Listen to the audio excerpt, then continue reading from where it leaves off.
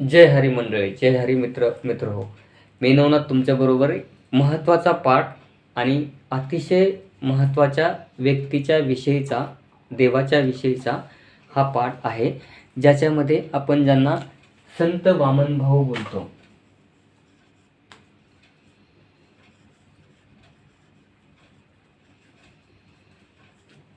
या संत वामनभाऊच्या जो महिमा आहे तो खूप आगाध आहे.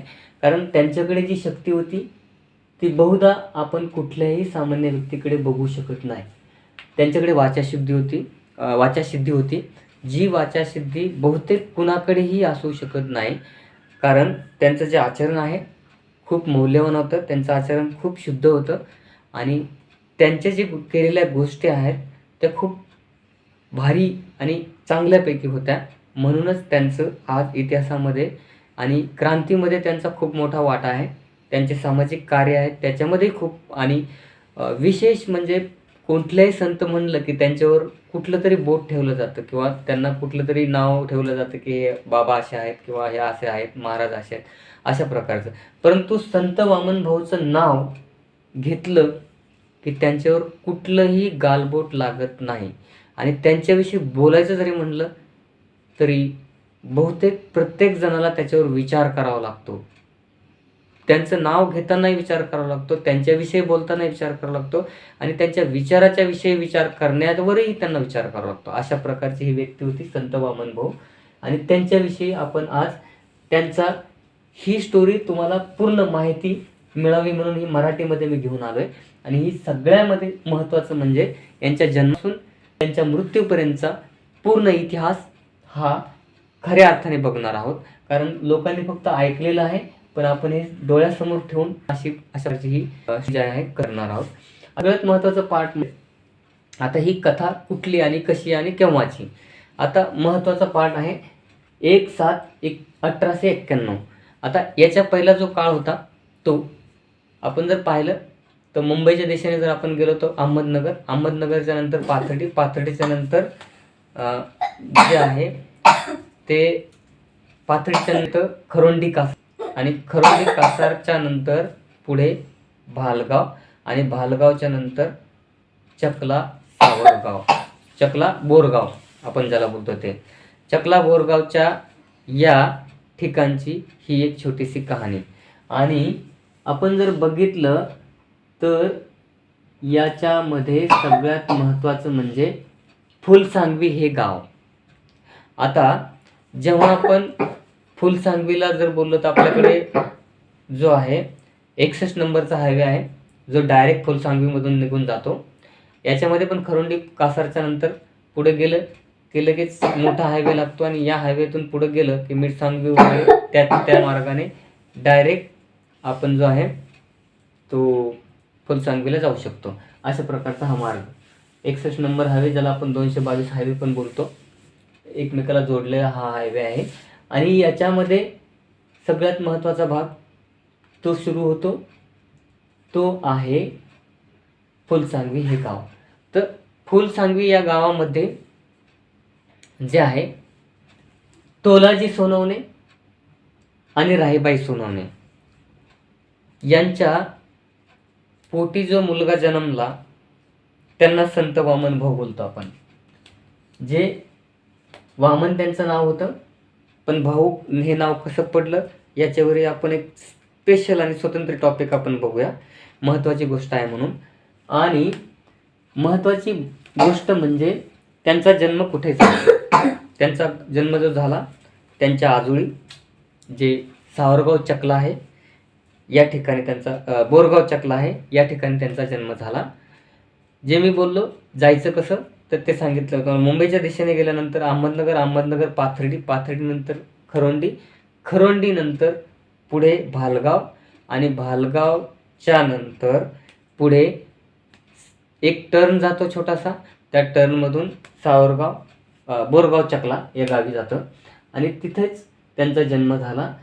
तर त्यांचा जो जन्म झाला तोलाजी सोनवणे आणि राहीबाई यांच्या पोटी जन्म झाला.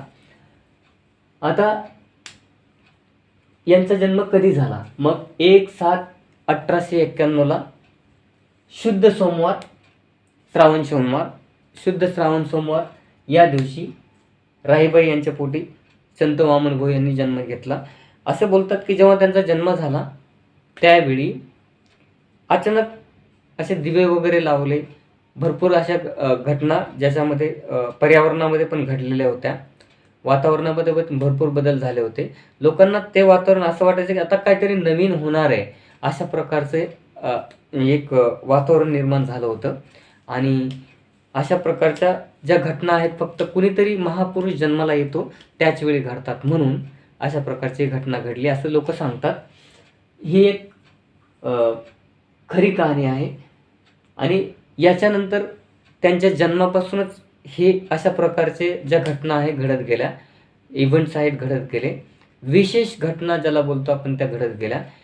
त्यांच्या जन्मानंतर 40 दिवसाच्या आतमध्येच, कधी 38 बोलतात कधी 40 बोलतात, अशा प्रकारच्या काही बुक्समध्ये आपण बघतो. तर 40 दिवसामध्ये त्यांच्या आईला एक बाळंतपणाचा रोग झाला आणि या बाळंतपणाच्या रोगामध्येच त्यांची आई वारली. आता त्यांची आई वारल्यानंतरचा सगळ्यात मोठा चमत्कार म्हणजे त्यांचा सांभाळ जो ज्या त्यांच्या आजीने केला, त्या आजी ज्या आहे त्यांना त्यांचं वय काहीतरी 40 म्हणजे काहीतरी 60 वर्षाचं असताना किंवा 70 वर्षाचं वय सांगितलं त्यांचं. 70 वर्षाचं वय असणाऱ्या म्हातारीला, ज्यांना आपण बोलतो आजीला, दूध यायला लागलं. हा त्यांचा दुसरा चमत्कार होता. आणि त्यांचा केला. त्यांचं जर आपण कुटुंब बघितलं तर त्यांचा मोठा भाऊ, त्यांच्यापेक्षा मोठा असणारा, जो फुलसांगवी येथे असायचा त्यांच्या वडिलाकडे, आणि त्यांचं नाव आहे नारायण. त्यांची आता 40 दिवसाच्या नंतर जेव्हा त्यांची आई वारली त्यावेळी त्यांच्या वडिलांनी परत दुसरं लग्न केलं. म्हणजे आख्यायिकाच्या नुसार किंवा इतर ज्या समाजामध्ये रूढी परंपरा होत्या त्याच्यानुसार त्यांच्या वडिलांनी दुसरं लग्न केलं. जे तोलाजी सोनवणे आहेत त्यांनी दुसरं लग्न केलं. त्यांची सावत्र आई रंभाबाई, या रंभाबाईचं माहेर होतं भालगाव, म्हणजे ज्या तिथून बिलॉंग्स करत होत्या. या भालगावमधलीच ही स्त्री अतिशय तोलाजी सोनवणे यांनी अतिशय ज्याला आपण बोलतो अशा प्रकारे ही भालगाव बिलॉंग होते. त्याच्यानंतर जर आपण त्यांना बघितलं तर त्यांचा सावत्र भाऊ, ज्या सावत्र आई होत्या त्यांचा दुसरा मुलगा, तो म्हणजे साहेबराव सोनवणे. त्याच्यानंतर त्यांची एक आत्या होती. आता हे सगळे जेवढे त्यांचे नातेवाईक होते, रिलेटिव्ज होते, सगळे वामनभाऊवर अतिशय जास्त जीवाने प्रेम करणारे होते, म्हणून त्यांचं इतिहासामध्ये नाव आहे.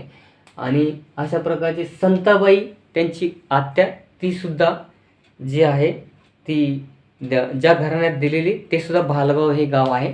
अशा प्रकारचा त्यांचा हा परिवार. आणि याच्यानंतर सगळेच प्रेम करत होते संत वामन भाऊ च्यावर.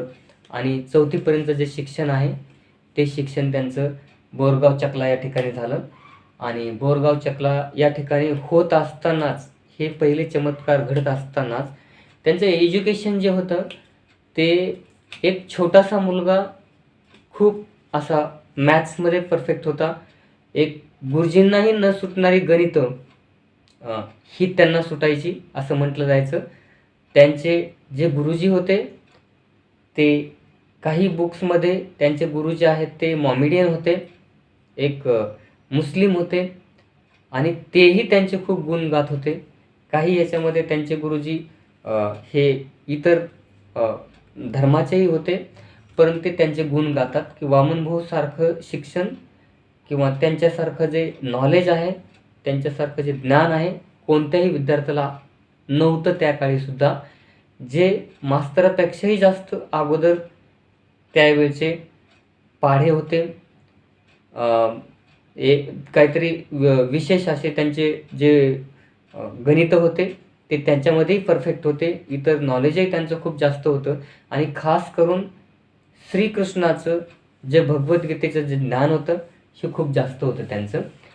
तर अशा प्रकारचा हा संत, हे संत आपण त्यांना बोलू शकतो. अशा प्रकारच्या हे संतांचा जन्म झाला. 4थीपर्यंत शिक्षण हे त्यांचं बोरगाव चकला या ठिकाणी झालं. आणि त्याच्यानंतरचं जे शिक्षण आहे त्यांचं त्यांच्या वडिलाच्या गावी गेले, जिथे फुलसांगवीला गेल्यानंतरही त्यांच्यामध्ये जो चपळपणा होता, भाऊंचा जो स्ट्रक्चर बांधा होता, बॉडीचा जो बांधा होता, तो खूप तगडा होता, खूप मोठ्या बॉडीची व्यक्ती होती. आणि याच्यामध्ये त्यांचं धावणे, पळणे, त्याच्यानंतर त्यांची कबड्डी, त्याच्यानंतर त्यांचे सूरपारंबा, त्याच्यानंतर इतर खेळ, त्यांची चेंडूफळी, ज्यांना आपण क्रिकेट बोलतो आजच्या या इंग्लिश युगामध्ये किंवा वर्ल्ड लँग्वेजमध्ये ज्यांना क्रिकेट बोलतो, अशा प्रकारची चेंडूफळी त्यावेळी खेळली गेली त्यांच्याकडून. आणि त्याच्यामध्ये सगळ्यात एक्सपर्टाईज आणि सगळ्यामध्ये गुणी असणारे हे संत वामनभाऊ हे सगळ्यामध्ये पटाईत होते. त्यांच्यावर कुठलाही व्यक्ती बोट करून बोलण्याची कुणाचीही ताकद होत नव्हती त्या काळीही. आता हा झाला त्यांचा इतिहास इथपर्यंतचा. पण वडिलांच्या फुलसांगवी या गावी गेल्यानंतर त्यांचे चुलते तुकाराम बुवा यांच्या सानिध्यात ते गेले. त्यांच्याबरोबर ते कीर्तन, भजन, हरिकथा, इतर अशा अनेक गोष्टी त्यांच्यामध्ये आपोआप येऊ लागल्या. आणि त्यांचं जे हरीच्या विषयी, भगवंताच्या विषयी, विष्णूच्या विषयी जे अस्तित्व निर्माण झालं, जवळीक निर्माण झाली, ती या घटनांमधूनच झाली. पुढे ते हळूहळू या गोष्टीमध्ये जाऊन स्वतःहून, जोपर्यंत काही सपोज त्यावेळी जे असणारे संत होते ते कीर्तनासाठी येणार होते, तोपर्यंत ते स्वतः होऊन समोर होऊन टाईमपास करायचे, समोर येऊन हरिकथा भगवान गायचे, किंवा त्यांच्यामध्ये जे काय गुण होते, गायन हे इतर कोणत्या गोष्टी होत्या ते त्यांच्या कलासमोर येऊ लागल्या. अशा प्रकारचे हे तुकाराम बुवा चुलते हे यांच्या स्वतःमध्ये तेवढे गुण होते. यांनी केलेल्या त्यांच्या पहिल्या कार्यापासून आणि यांनी जो निवडलेला त्यांचा जो सब्जेक्ट होता हरिकथा, याच्यामधून ते बनले गेले. महत्त्वाची भूमिका त्यांची जे संत वामनभाऊ बनण्यासाठी महत्त्वाची भूमिका होती त्यांचे चुलते तुकाराम बुवा यांची. आता हे एक प्रमुखता खूप वारकरी संप्रदायामधून येत होते. हे वारकरी संप्रदायामधून येत प्रत्येक वारीला ते पंढरपूरच्या वारीला जायचे. अशा प्रकारचे हे तुकाराम बुवा हे यांच्या सानिध्यात आल्यापासून खऱ्या त्यांच्या वैराग्याला सुरुवात झाली. मेन कारणीभूत असणारे त्यांचे तुकाराम बुवा, इथून त्यांच्या वैराग्याची सुरुवात झाली असं म्हणायला काही हरकत नाही, कारण तिथूनच पुढे हा इतिहास सुरू होतो. याच्यानंतर ते यांच्या अध्यात्माची झाली. आता याच्यानंतरचा जो भाग आहे याचा आपण नक्कीच पाहणार आहोत की पुढे आणखी काय त्यांच्याविषयी आपल्याला माहिती भेटते, हे आपण पुढच्या भागात पाहूया. आजच्या याच्यामध्ये आपण फक्त संत वामनभाऊंचा जन्म आणि त्यांची लहानपणीची जी ज्यांना आपण बोलतो कृष्ण लीला, अशा प्रकारची त्यांची लीला आपण बघितली, ती या भागामध्ये बघितली. धन्यवाद. Please like, subscribe and share.